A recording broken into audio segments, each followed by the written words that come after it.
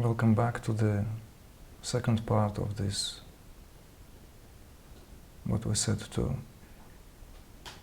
address in hopes to bring greater clarity to this very, very, I would say, perplexing notion of self-worth and lack of thereof, and in its relation to what we understand by shame. And in the first part we talked about some of the ramifications of how this sits from the point of view of non-dual teaching, how this is viewed from the point of view of the monistic traditions. But as tempting as it is to simply dismiss this on the account of let thy will be done, and as in many religious perspectives there is this supremacy of the Almighty as one and the only reality, which is the alpha and omega of all experiences. The aim, of course, of this particular discourse, of this particular darshan, is to widen and deepen our understanding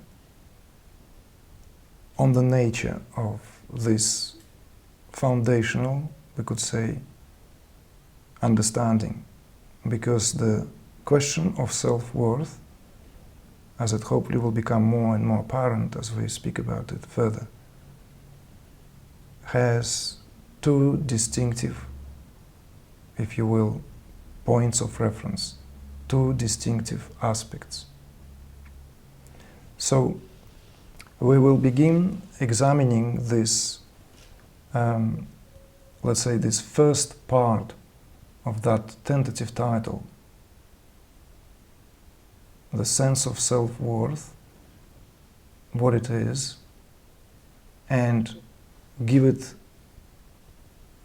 if you will, perspective based on maybe two principal traditions, and then move further towards the more specific to our human experiences, what is understood as that sense of inadequacy, guilt, shame, right? Anything to do with that particular quality of emotion, which is, as it will become clearer, and how it linked to this whole underlying, if you will, essence of what it means to be embodied in a human form, and how this plays itself out, so that then suddenly we have this whole sudden dilemma of how to reconcile it, because if there was no need to reconcile it, if it does not usurps any sense of our joyfulness, freedom, and spontaneity of living, and whatever we may call it, that incredible sense of lightness of being, then there is no need to talk about it. There's no need to talk about any of it. Certainly, it really matters little if we already leave all this as a given. So therefore, of course, the topic, the theme itself here is in relation to how the predicament slips in, where and how that given freedom is being undermined to the degree that the whole predicament of this incarnation, of this embodiment, is almost threatened to be thwarted because of this continuity of that sense of inadequacy. And as I have spoken about it earlier in the first part, that I came across of so many examples early on in my life where that, what could also be defined as confidence and lack of thereof, and sense of self-worth, is relevant to so many different areas that it's simply impossible even to separate and say, well, this, this area is covered, and somehow only in this area that I'm lagging behind, and as long as I can somehow adjust this area, then I'm absolutely fine. Because the sense of self-worth here translates and carried all the way into the very business of reclaiming our essential nature for what it is, because it presents ourselves with that, if you will, stumbling block upon which we keep tripping against, is that whether I'm worthy even of that, what is, maybe spoken by some as such an easy thing, there's just a natural state and what have you. And yet I came across of sincere, wonderful, amazing beings, those who have given a large portion of their life to the pursuit of their own happiness, pursuit of their own peace, and everything that what this is exemplified and comes with. And yet they have repeatedly expressed that there is this nagging sensation underneath. There's this nagging sense of not being worthy, whether it is spoken of as not being worthy of grace in the first place, or whether it's spoken of as not being worthy of the very, very, I don't even want to call it act, experience, but that leaving the state of being, whether we are worthy or we are not. So therefore, it's interesting that perhaps instead of dismissing the validity of that human experience and simply covering it with that blanket statement that there is no human being in the first place, all this is the affairs settled elsewhere, therefore, all this lamenting is of no value. We are giving the attempt to reevaluate this human experience with all the gamut of these psychological states, that full spectrum of what we essentially experience on a daily, or weekly, or what have you, basis, that makes us so particular creatures. And at the same time, perhaps we are the only ones in this kingdom who have this capacity for precisely this, what we're doing, for that self-evaluation, that capacity for self-reflection. And the degree of that self-reflection perhaps is what makes or breaks the day. But to go beyond and beneath this have additional values. So let us speak to that a little bit.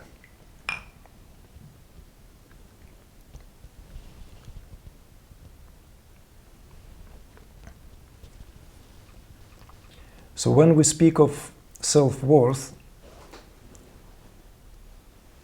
there are 2 points of reference. The point of reference which rests squarely here in relation to this so and so, in relation to this individual, in relation to someone like yourself and someone like myself. It is spoken from the point of view of relative. And that sense of self-worth, of course, is not a fixed affair. It's something which is much more flexible, much more malleable. There are plenty of, we would even say, methodologies out there. There are plenty of ways of how to increase that sense of self-worth if we are somehow have been depleted in this department. Again, only in relation to this individual affair, because this sense of self-worth is spoken in relation to so and so. It's spoken in relation to the relative. And it's worth reminding ourselves immediately, here and now, that whenever we speak of the relative can only manifest itself and can only be known through the pairs of opposites. Because the matrix of creation has its own underlying, if you will, aspects which cannot be overridden. And no matter how unique this or that, its uniqueness is known because it has something which defines it. Philosophically speaking, or metaphysically speaking, or ontologically speaking, this is having its opposite. In order to know something, we know it through something which it is not. Just reflect for a moment on this yourself. And I'm not even talking about the dramatic example of elemental order, or if something is soft, it's obviously because something is hard. If something is wet, it's because something is dry. But I'm talking about now down to the quality of cheese you eat, the quality of juice you drink, the quality of many other experiences that we have. How can it be known? It is known only in comparison. Even the acuity of sensory perception can only come from the exposure of some sorts that otherwise give us the sense of what goes into the appreciation of that experience. Now, speaking not about black and white, but speaking about the gradations and subtleties of that experiencing. How else would we otherwise sprinkle ourselves with all these substances to give ourselves like this nice or nicer fragrance? We would have been all just okay with the cheapest eau de cologne available somewhere. But no, we go through great lengths to choosing that particular scent. And this is translated and related to so many areas of our life, which a reminder here, known on the account of knowing that it stands out. And how does it stand out? Well, it stands out because it is in comparison to something. So therefore, the experience on a relative level of that self-worth, that sense of being worthy, is obviously has its opposite, its self-worth here, and the lack of it would be expressed in terms of sense of worthlessness, being not worthy of. So in other words, one way or the other, there is this element of what defines what the self-worth here is. And the confidence in any area is defined, obviously, by what we understand as lack of it. Lack of that is what defines it. Like, I did not have enough courage to come out and speak in front of people, somehow had all these pangs of insecurity maybe, and then was it a lack of confidence? Maybe. Then I worked on myself, I've realized, oh, actually, it's all fine. And then one day I'm having a great time by being out there and speaking out loud. So this could be also spoken in terms of how that sense of self-worth is being evaluated through all that, what essentially here we can simply define as image that we have of ourselves, and how that image is being perceived and reflected back to us. So the sense of worthiness here, or the sense of being worthy of something, the self-worth aspect, comes from certainly that aspect of how we are evaluated in the eyes of the others. And it's so seamless, it happens in such a seamless way that we cannot even define, we cannot even say at which point that toddler, at which point that little being, that child, begin to pay attention, begin to become aware or conscious of how others perceive them, or him or her.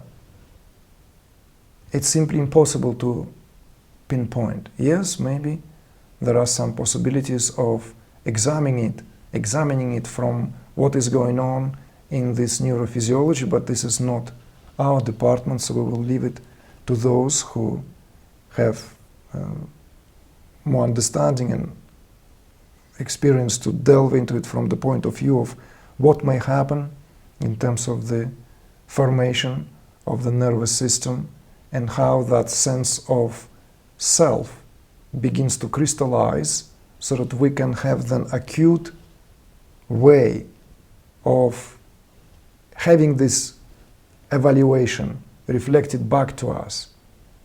And then this affair is, if you will, set in motion to such degree, then the entire life, our entire life can be seen as such. Our entire life can be seen how we are being evaluated by others. Pay attention, please, because this would all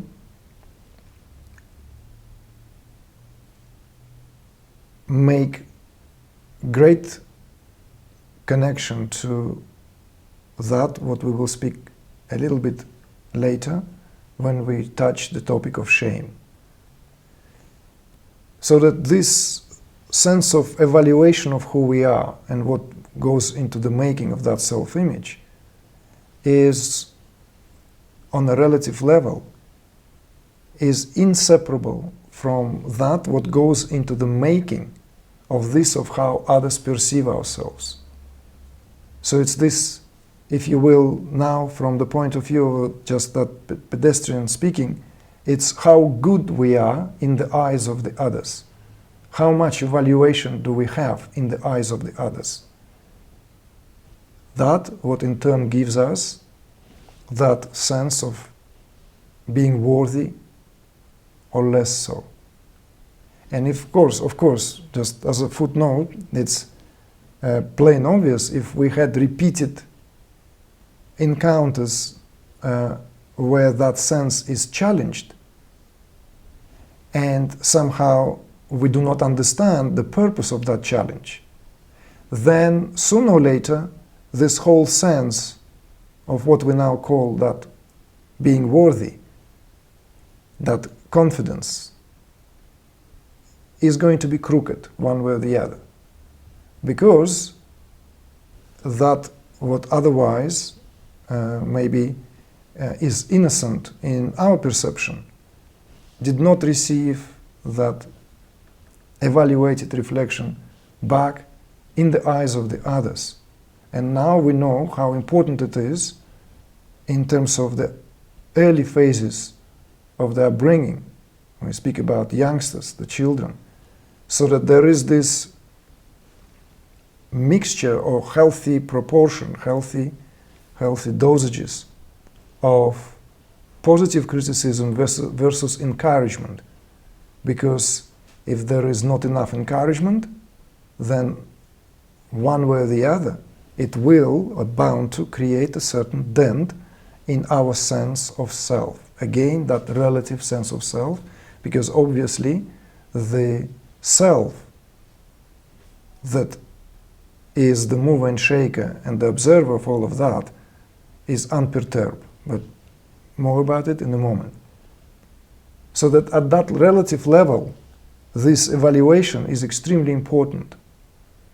So this sense of self-worth is, we could say, it's whatever else it is predetermined by genetics, by upbringing, by experiences, and how this validation took place, then what creates this, if you will, a more, if you will, resilient and bountiful being. Simply speaking, from that perspective where the psychological state of affairs are concerned. When we spoke about it, you may notice I've mentioned if one does not understand why certain evaluation did not meet a desired criteria. And I will give you an example that when it comes to acquiring certain professional skills, now we're speaking about becoming excellent in something, whatever that is, in gymnastics, in music, in anything that is pertinent to development of a certain skill, of a certain particular skill, by which, by the way, this so-and-so will be defined, and a large portion of that individual identity will squarely rest upon this sense of evaluation based on how successful one happened to be. And in the professional domain, the balance between that spin and that balance between positive criticism and encouragement is a very different affair. We may hear our child, doing something, here and there, and then run around and tell everyone because we feel so proud and so chuffed about, look how amazing this is or how amazing it sounds. But when it comes to the affairs of learning these skills, then it's a very, very different story. So a lot of beating will be added, a lot of deliberate, specific, if you will, specifically addressed aspects in that process of acquiring certain skill will be tested. And what defines, let's say, someone who is an amateur or a professional is precisely that attitude.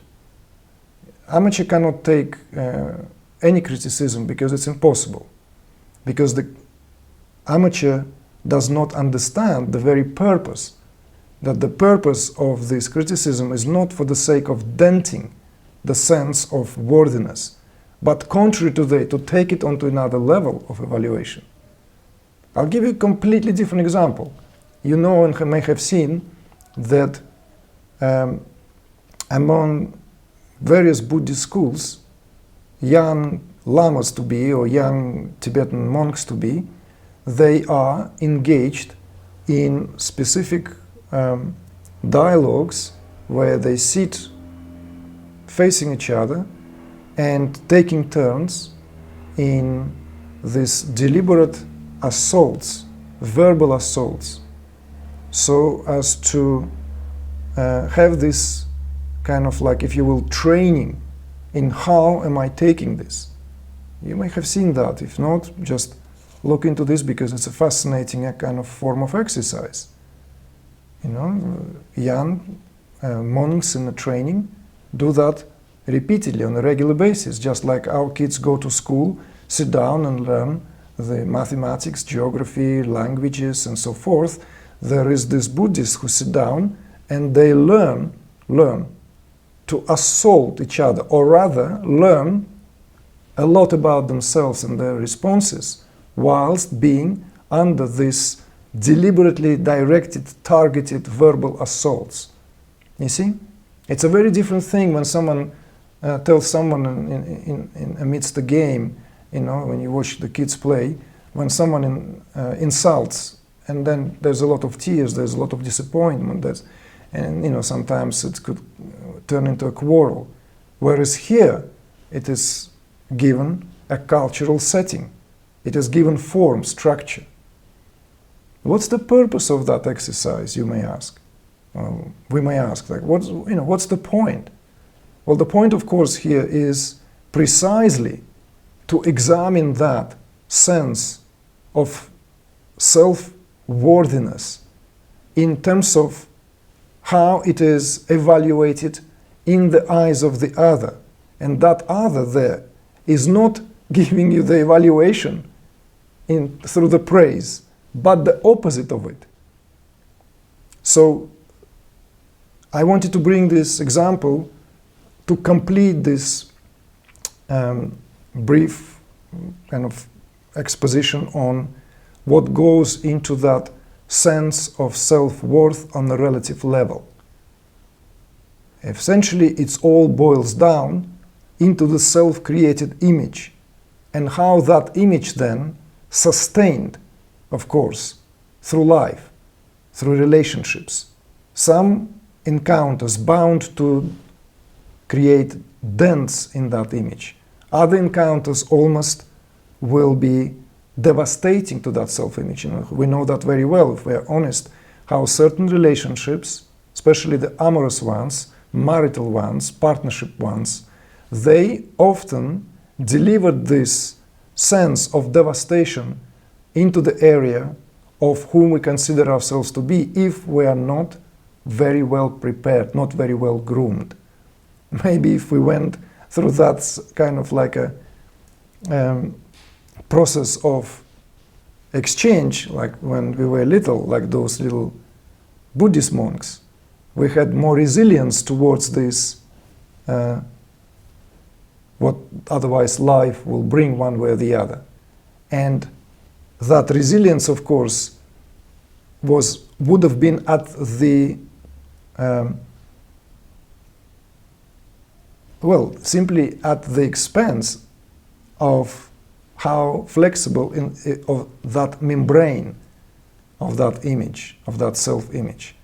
If that self-image is very, very brittle, if that self-image is really, really, if you will, like, you know, dry and calcified, and there's very little flexibility in that, then there is danger that it can be cracked at any time.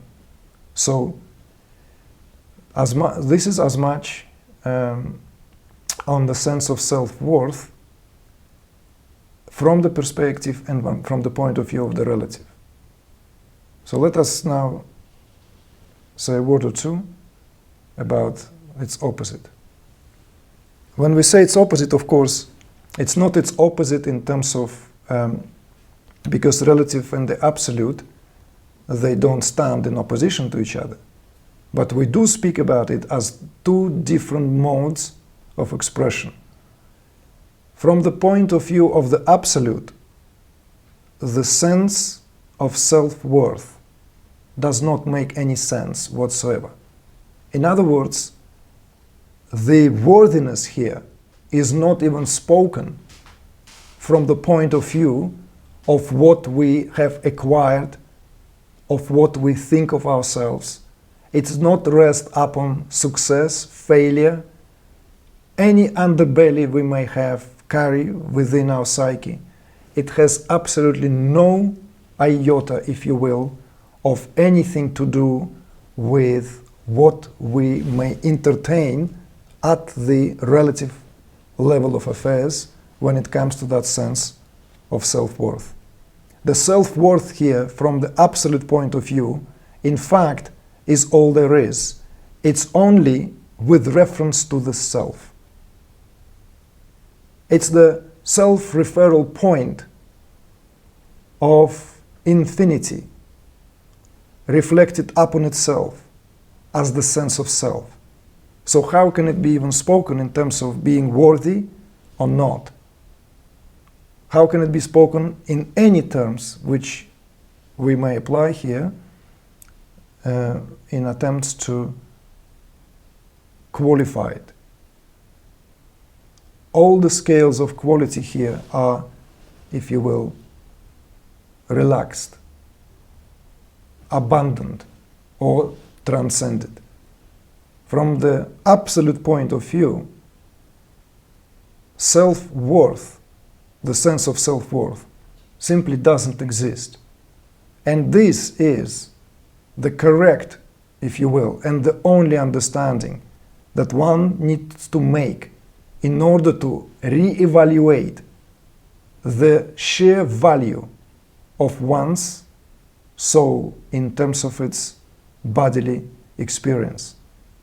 In other words, this we are now, we can speak about it from the point of view and with many, many examples from various perennial traditions as well as great religions where that is being reminded periodically, that has been reminded that in the light of the Absolute or in the light of God or in the eyes of God, what we are makes no difference. All these affairs of whom we consider ourselves to be is only at the surface level of affairs. It's at the level of affairs of the relative. But when we speak about that absolute perspective, the eye of God, if you will, therefore this, of course, often given the additional qualities when spoken about it, so that it's spoken in terms of how great is the compassion of the Almighty.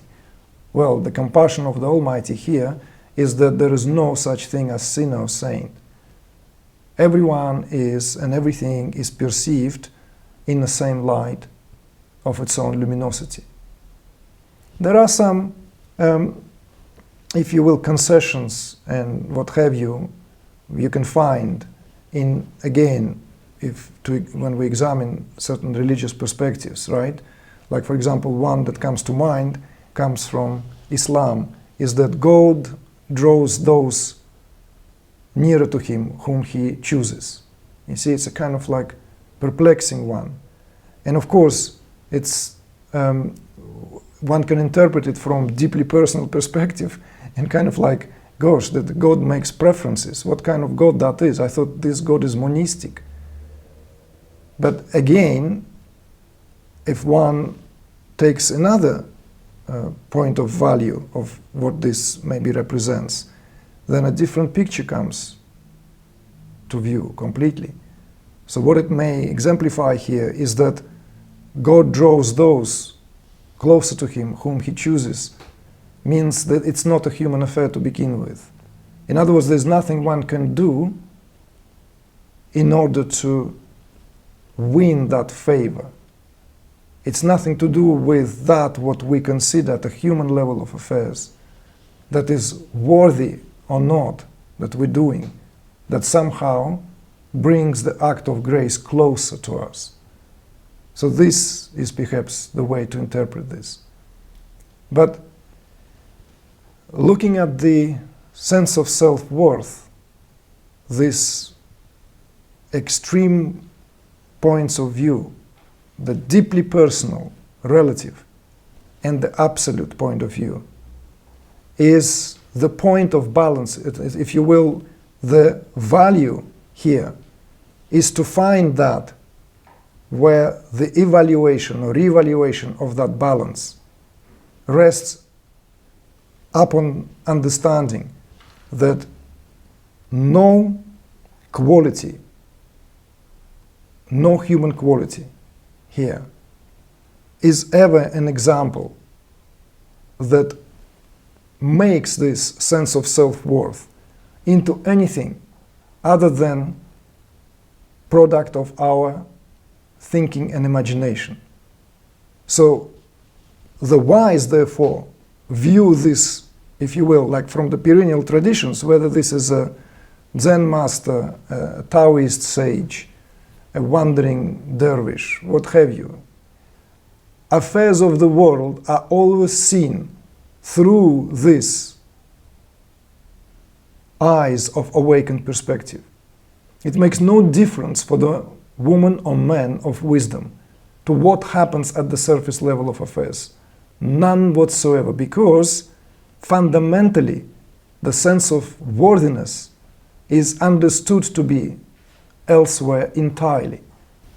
Before we move on now, I want to just maybe add just a little bit to that.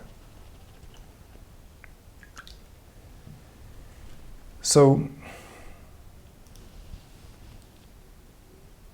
but what is this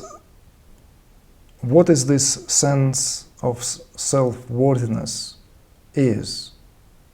What is it? How do we even get any sense of whom we consider ourselves to be? Where is it rooted? What is it in the first place? Let's look into that as well. The sense of self, and this is irrespective of anyone, irrespective of level of consciousness, irrespective of level of evolution, experiences of anyone, is rooted in the notion of the I. The I. Because the sense of self is spoken in relation to one's own self, obviously. And in terms of English grammar, and in terms of, if you translate that into any language whatsoever, this would be exemplified by that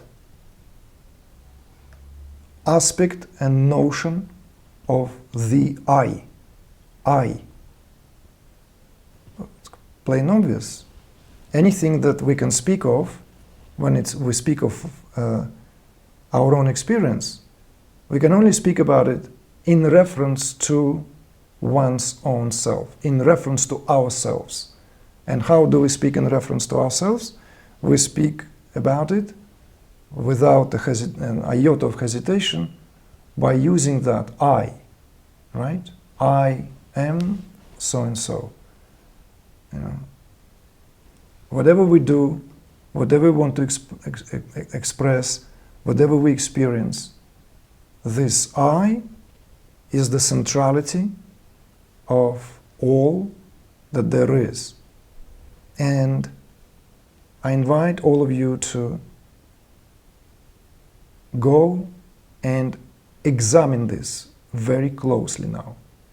Very closely, because when we speak of the I, although we speak about the same I, it is not the same until it is, and that's what this whole journey is about, if you will. So let's just proceed gently. So this sense of I is an obvious affair. Whatever we do, whatever we have done, we will speak about it in the past. You know, how was your weekend, or how was your week? You know, it was fine. I was busy, right? I was on holiday. I was not well. You know, I had the flu, or I had a wedding, or I had a funeral, or whatever experience that may be being picked up that we want to relate to, it will be spoken in terms of the I. I had this and that experience. Whether we speak about it in present tense, I'm having tea now. I'm having tea. I am having tea. Whether we speak about it in the future, I'm going to fly to Freiburg next week. Or I'm going to fly to Timbuktu. I'm going to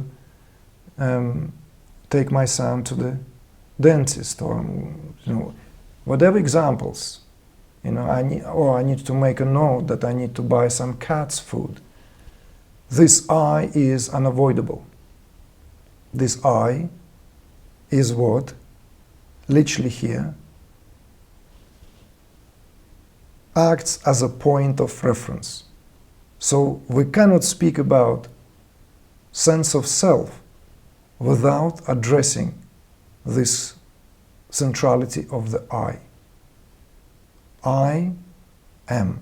I is that what makes this, if you will, into something, and that what makes it into something, in the act of that making, conceals the real I from that what here is nothing more than superimposition. So, almost tempting to say that there are two I's. They're almost tempting to say that there is the I that is spoken in terms of this, what we identify here with, right, unquestionably very often, and this body and mind, and the I as one and the only I of the perceiver. So, since it's tempting, let's give ourselves this allowance and speak about it as dealing with two I's in the moment. This I that purely a superimposition, because it's very easy to make some self-examination, and the whole practice of self-inquiry is really based on that repeated, recurrent, continuous evaluation of everything with the reference to who am I. But the reference to who am I here, of course, is not as a question that one asks oneself throughout the day and then goes about one's daily affairs and then comes back to that inquiry tomorrow and does that for another 20 minutes or an hour. No, that may be applicable to doing yoga asanas or even meditation. But the process of self-inquiry is a very different affair. The process of self-inquiry meant to be carried whenever one is attentive enough to bring that reference point to the real, if you will, I, as opposed to that what is here being experienced as a superimposition on the body-mind. So, I am hungry. It's a normal expression. And we say that throughout the day without necessarily going into any philosophical debates with those around us, because that's not what self-inquiry is about. So, of course, there are these moments where we simply do that, and therefore I often say that self-inquiry is, though considered to be one of the most exquisite ways to that retunement, it's very difficult to practice for the householder, because we are surrounded by circumstances and situations where we simply need to adhere to what the moment really asks for. So if my daughter shouts across the garden, says, "Daddy, Mommy just said the dinner is ready," I'm not going to suddenly question this from the philosophical point of view. I will give a short answer, like, "Great, I'm hungry." So who is hungry here? Whom to that question belongs to? The hunger, of course, he is attributed and spoken in relevance to the body only, to this desire to give some nourishment to the body on the account of whatever, right? I had my meal a long time ago, or some craving, I just would like to have a bite. But one way or the other, it's not the I that illumines this experience that is hungry. It is that what is being superimposed, and this body and mind is being then spoken of in terms of I as myself. And it happens again so early on, that shift of awareness from the I, from the centrality of experience, to the superimposition of what happens within that experience, whatever that may be, then it is no longer questioned by majority of people and only questioned by those who have given themselves to spiritual practices until they begin to unravel and begin to separate the wheat from the chaff so as to arrive to the conclusion based on one's direct understanding.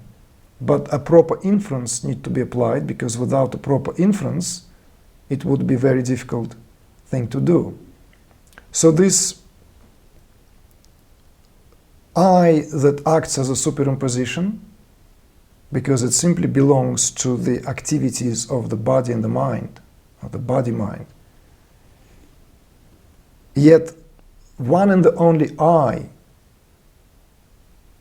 that is one and the only illuminer of all this, what is taking place,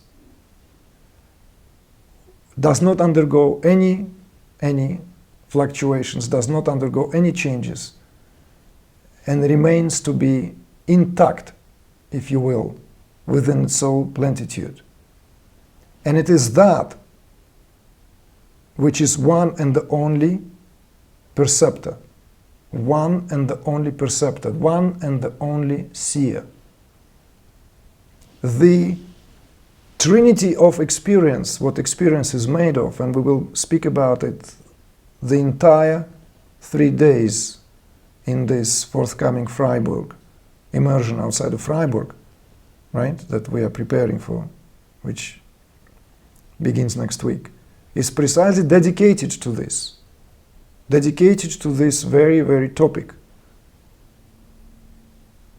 The unity of the seer, seeing and seen. This is what brings this experience into that seamless, unquestionable experience where we, without hesitation, say that I am the one who is now speaking. I am the one who is now enjoying a sip of tea. I am the one who is listening. I am the one who is this and that. I am the busy, or I am the happy. I am unhappy. And everything, all these comings and goings, all this essentially eclipses the sense of real selfhood along with the sense of self-worth. Because what is then being brought to the focal point of one's attention is the superimposition of that secondary I. The superimposition which, if you will, spoken of, again in many perennial traditions, as mistaken identity. It's simply that, a mistaken identity. And that mistaken identity takes precedence to such degree that the centrality of the experiences, of the experiencing of the I is simply lost, or seemingly lost. Because obviously it cannot be lost. Because if it's lost for a split of a moment, it will be a cessation of all experiencing whatsoever. No experience is possible without the illumining power of that I. That I is the alpha and omega of everything that is happening. So I thought to bring this so that we understand upon which and upon what this sense of self-worth rests. And again, we come to this understanding based on direct inference, based on direct evaluation, that the superimposition cannot provide us a valid ground for the sense of worthiness of who we are. The only sense, the truly the true sense of self-worth can come from the realization of the centrality of the seer. And that seer is not for a moment idle in any of us, in any of you, in anything, because it's simply omnipresent essence of our beingness. It's omnipresent essence of who we are. But, as has been said earlier, when there is no predicament, there is no spiritual discourse. Spiritual discourse unfolds from the place of the necessity to reevaluate certain things and bring it all back to that what essentially is all there is. So in a certain way, we could now, re-examining this sense of identity, some of you may have heard or may have read that we speak of that universal identity. When we speak of the I in terms of the universal egoity of experience, and you have heard me speaking about it at several attempts, at several retreats over the years, where these attempts to reconcile the I of the superimposition with the I that illumines. It is one and the same I, but it is spoken variously in previous discourses. At some time it was spoken in terms of that sense of identity as sense of egoity. The sense of self here is inseparable from the sense of individual identity. That sense of individual identity is universal. Therefore, there is no such thing as individual identity as ego outside of the centrality of the I. And that's also why, from the point of view of this monistic path, from this monistic perspective, it is spoken of as the first step is the last step. The very first step is a stand that is taken. The stand taken already as a prerequisite, because it needs to have that understanding. That stand needs to be supported by the value of your understanding. And the conclusion, of course, here comes through the recognition of that fact as a matter of fact, on the account of its being self-evident. Because consciousness is self-referral, and every experience is a reflection of the rays of its own awareness that fall back onto itself. So the experience of self-realization is the most self-evident affair,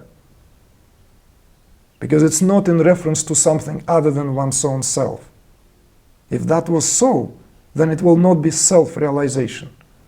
It would have been spoken of in terms of some kind of object realization, but consciousness is not an object.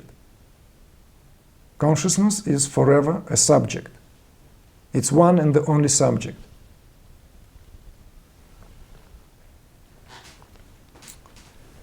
So sit with that, ponder on that.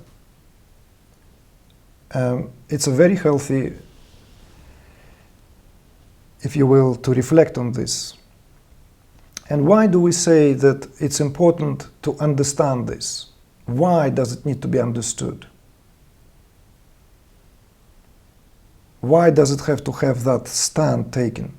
Why does that monistic stand need to be taken?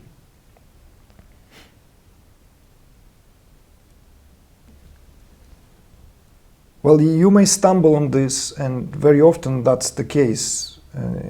It can come as this flash of lightning. It could come as that strike, something that really illumines very suddenly. That understanding here is what creates the reality, not the other way around.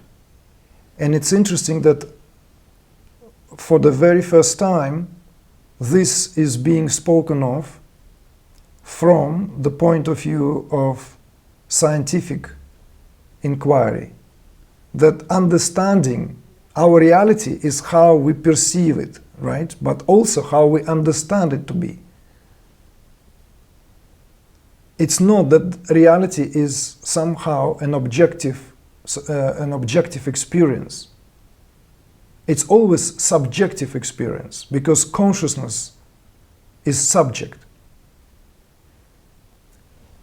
And because every experience is subjective, we all live a certain reality, self-created, self-perpetuated reality, which comes from our level of understanding.